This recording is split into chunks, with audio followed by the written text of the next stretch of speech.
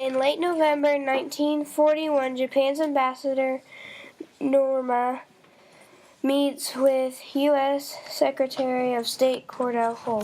This is outrageous. Japan has now invaded Thailand, China, and France. This must stop.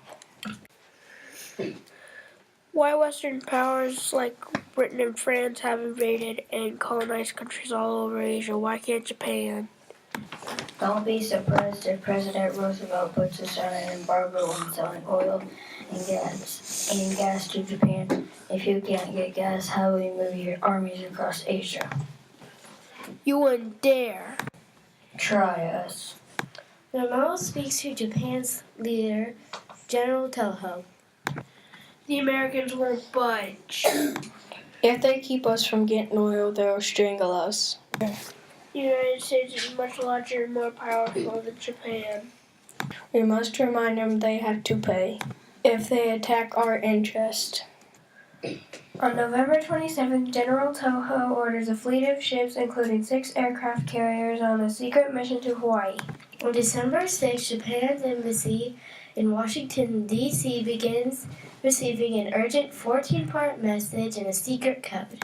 What they don't know is that the United States has cracked the code and is receiving the message at the same time.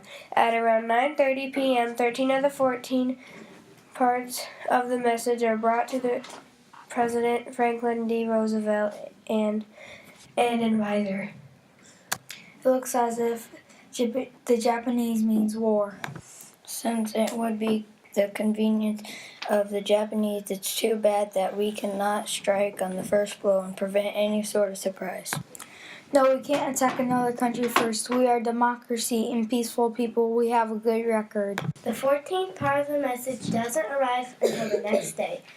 General George Marshall sends a telegram to warn American bases along the West Coast as well as in the Philippines, Panama, and Hawaii, but it will not reach Hawaii until much later.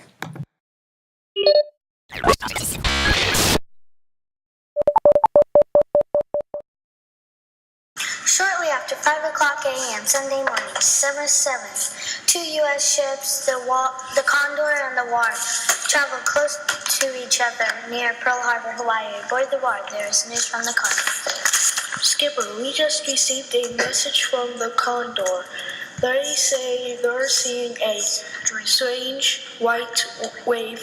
It might be a submarine. Let's keep our eyes on. He and his men keep a lookout for the next few hours at 7:03. They fire a torpedo. Oil bubbles up and spreads over the water. Later, they will learn that they had hit tiny two-man's Japanese submarine and fired the first shots of the United States involvement in World War II.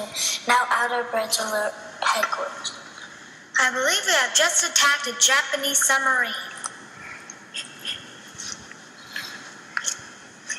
The message goes up the chain of the command. Could just be a well. There's have been a lot of false sightings lately. We'll await confirmation before we pass on the warning. At 7:02 a.m., 2 U.S. Army privates are at the Army's Opanya radar station on the northern tip of Oahu. They notice something strange on their radar system. Look at that blimp. What is it? I've never seen one that big. Maybe this stupid machine is broken. Let me look. Okay, I'll call the information center.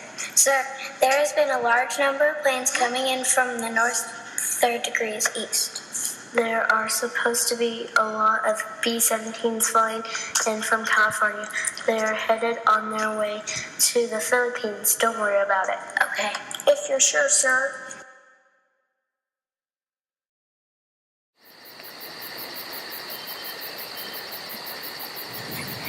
At 7:40 a.m., 12-year-old Buddy Jones and his father, Lewis, a Navy dockyard worker, are fishing from a dock at Pearl Harbor.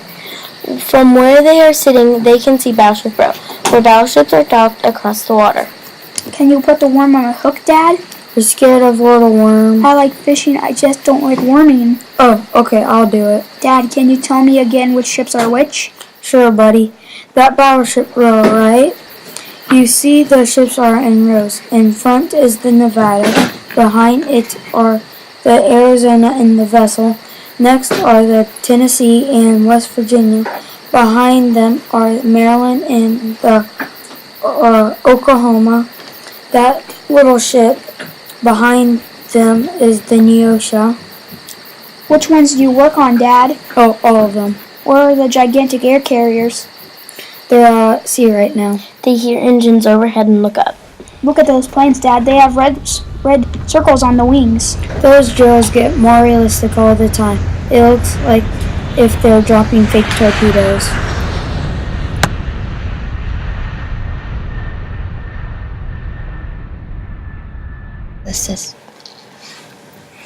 Early that morning at 5:30 a.m., Japanese pilots prepare for their mission on the Japanese airplane carrier Akaji, several hundred miles north of Oahu. Commander Fujicha, I want you to lead the attack as Admiral Yamamoto says. The moment has arrived. The rise or fall of our empire is at stake. I'm ready, sir. At 6 o'clock, 183 Japanese fighters, dive bombers, and torpedo planes take off. Around 7:30 a.m., the clouds break. Fujita sees Oahu. See the way the sun shines through the clouds. It looks just like the rising sun on our flag. It's a good omen. There they are, all 8 battleships. Okay, radio man, notify all planes to launch attack. Just before they attack at 8 o'clock, the radio man says the signal to the carriers that their mission will be successful. Tora, Tora, Tora!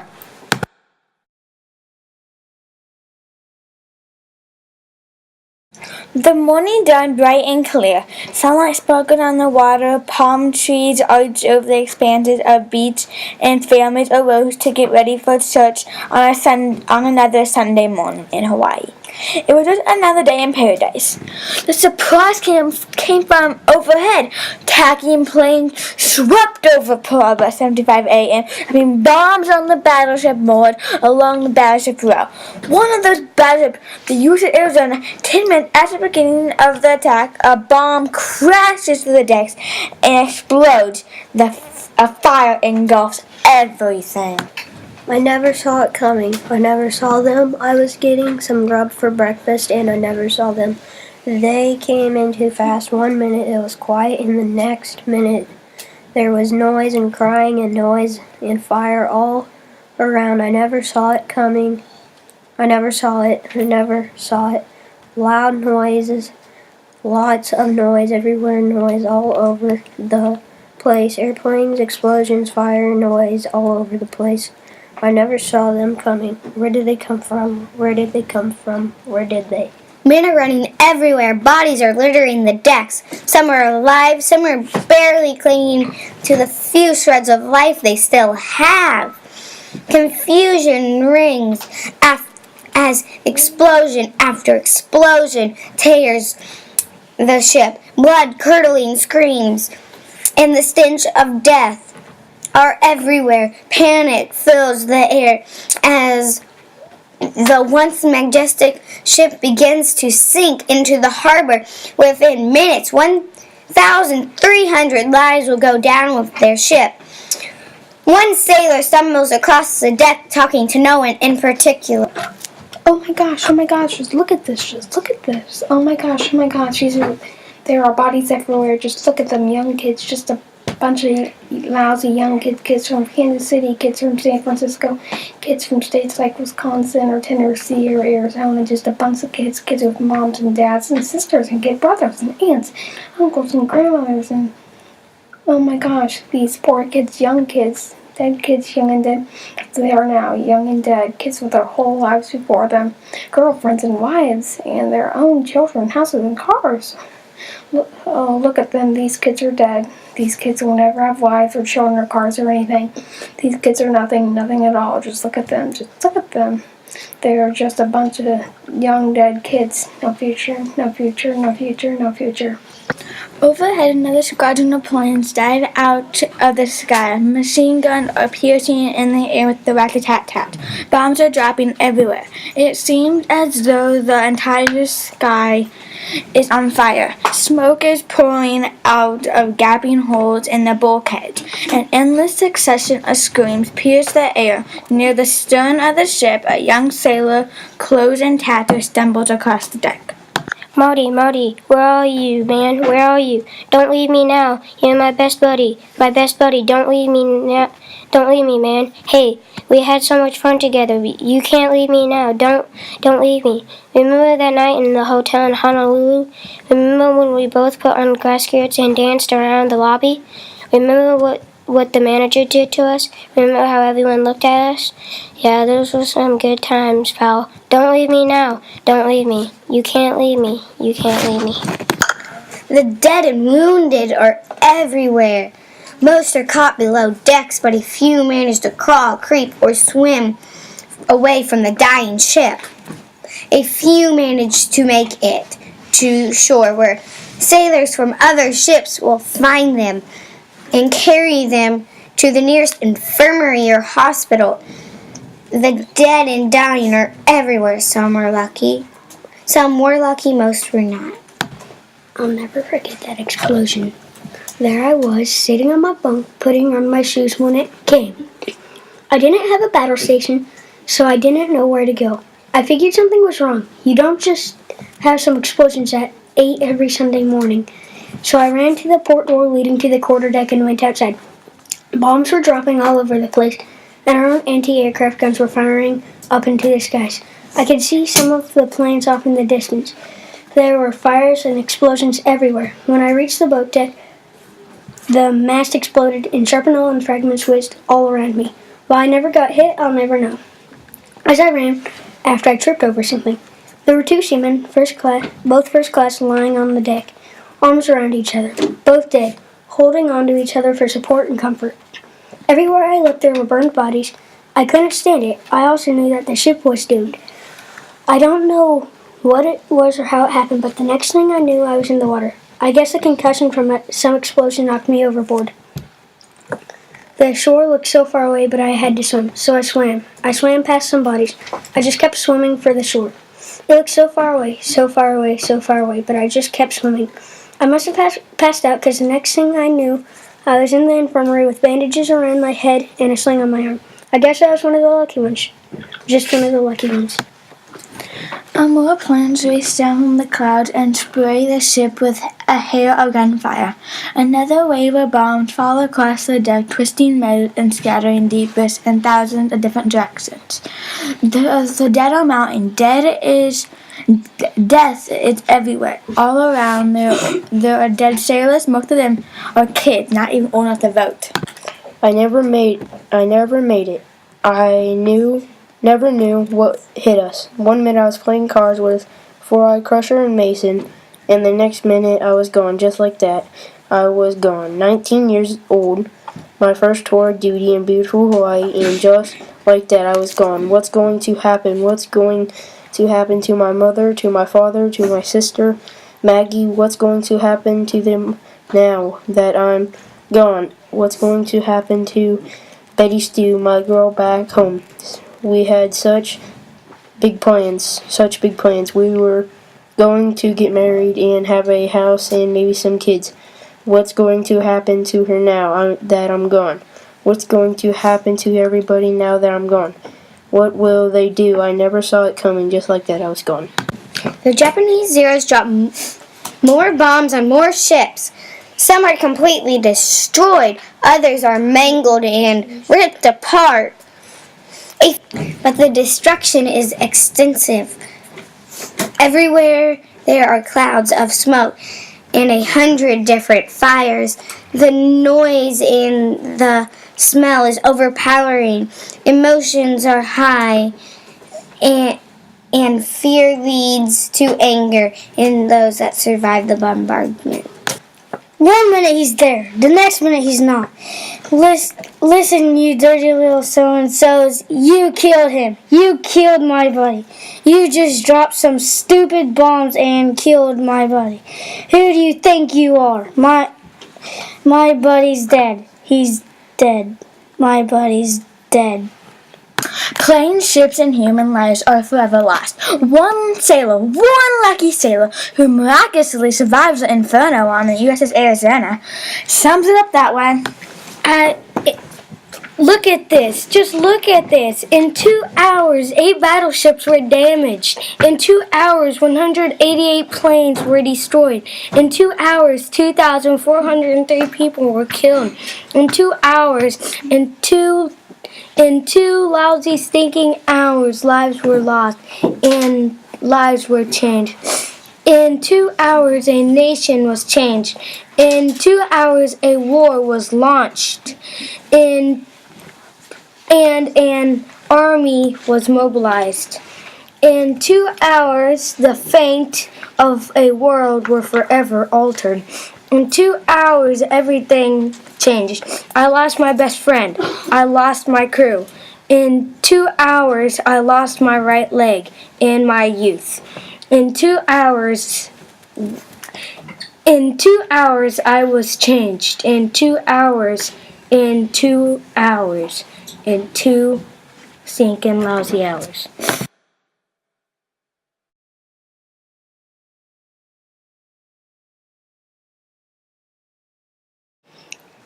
At 7:45 a.m., sailors talk aboard the USS Oklahoma. I'm going to church. Anybody want to come? Nah, I'm going swimming at Waikiki Beach. I'm busy writing my kid's sister. It's her birthday. Well, ain't that sweet?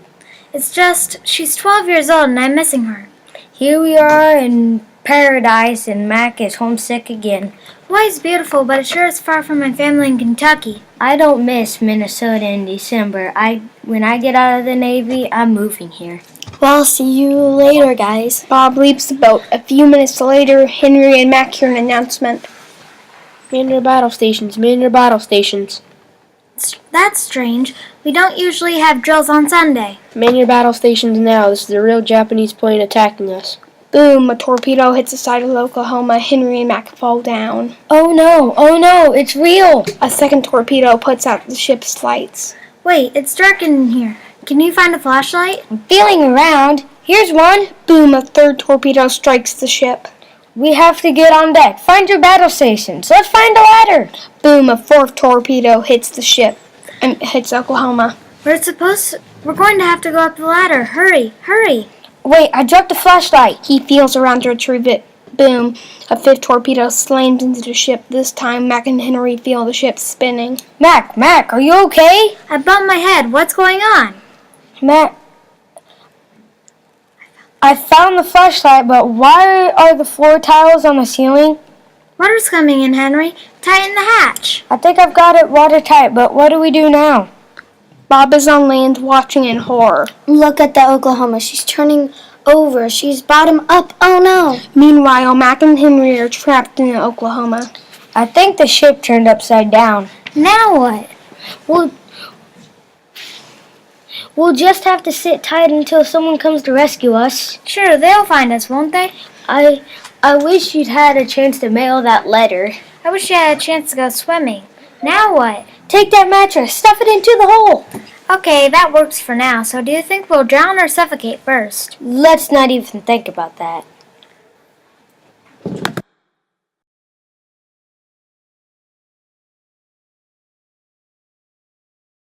Okay. Captain Reverend Binion watches the attack from the deck of West Virginia. It is certainly in keeping with Japan's history of surprise attacks. The deck is hit by shrapnel that catches on fire. I've been hit! A young African-American mess attendant, Doris Miller, carries him to safety. Come on, Captain, you can make it. Captain. Captain Binion dies, and Officer Victor Delano barks out orders. Man the guns, sailors! And U.S. attendants, hand them ammunition! Like many other African Americans in the Navy, Miller is treated more as a servant than a sailor. He is not trained to shoot the big machine guns on deck, but a few minutes later, one of the gunners has fallen. He mans the machine gun and starts shooting at the planes. Take that and that! But at 8:50 a.m., the damaged ship is sinking. Abandoned ship!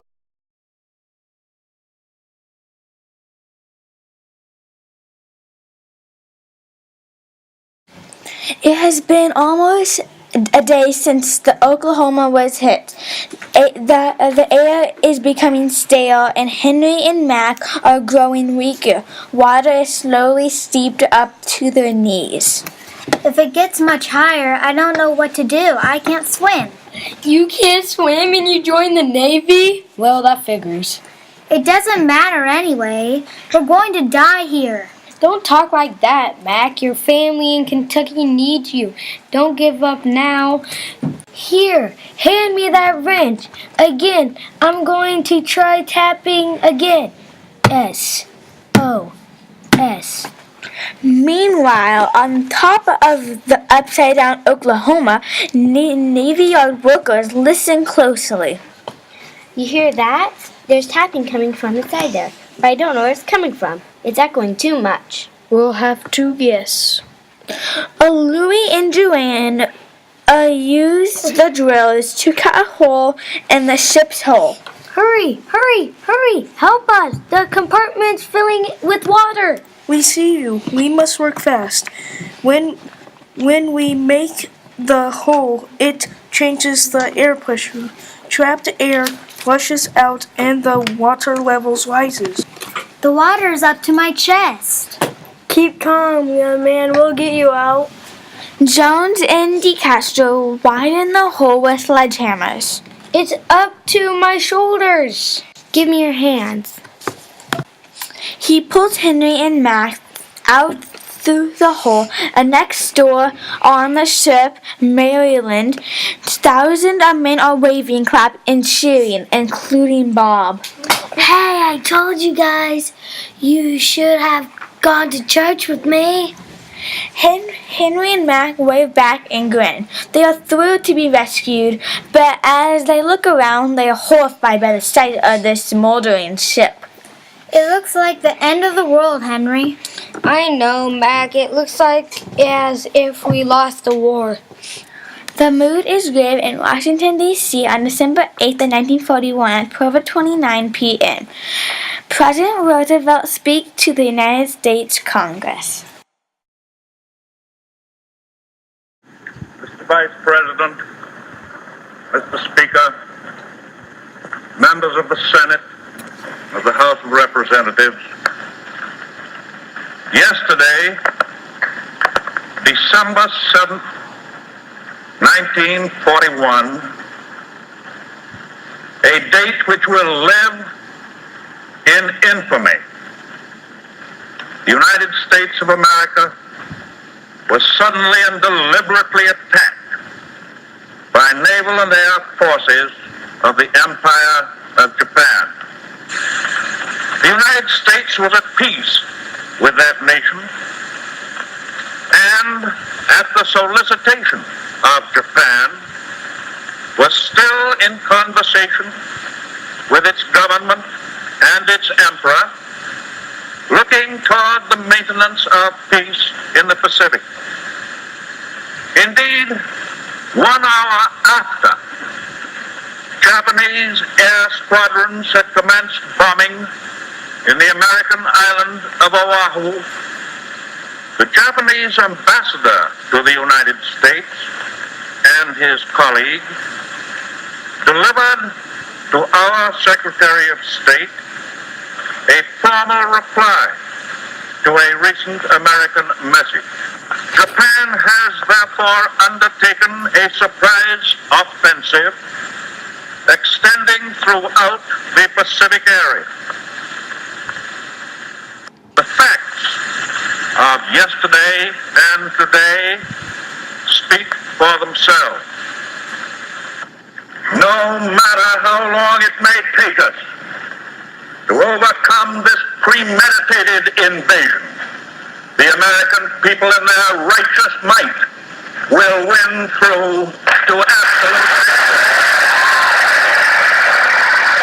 With confidence in our armed forces, with the unbounding determination of our people, we will gain the inevitable triumph. So help us God.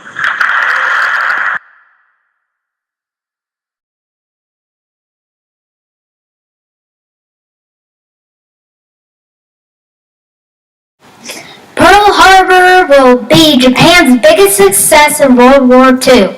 The attack leaves 2,403 people dead and 1,178 wounded. 18 ships are sunk or seriously damaged. Hundreds of planes were damaged or destroyed. The Japanese, on the other hand, lost only 5 two-man submarines and 29 planes. But though they inflict much damage, within a year, 6 of the 8 battleships they attacked are fixed and put back into use. And though many Americans had early opposed the war, they unite behind the president after Pearl Harbor. From that day on, they fight furiously to defeat Japan. In the end, as Admiral Yamamoto said, "I'm afraid that we have awakened a sleeping tiger and filled him with terrible resolve."